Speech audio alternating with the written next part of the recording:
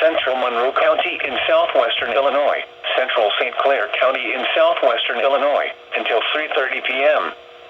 At 2:41 p.m., a severe thunderstorm was located over East Carondelet, or over Dupo, moving southeast at 40 miles per hour.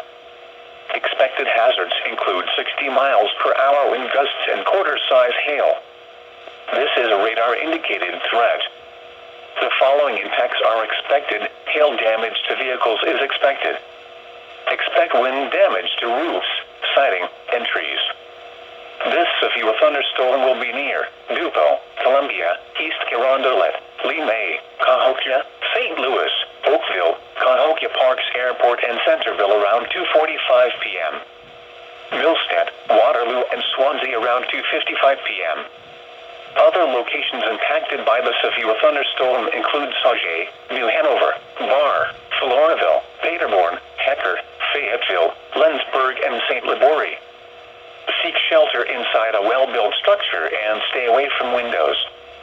The storm is capable of producing damaging winds and large hail.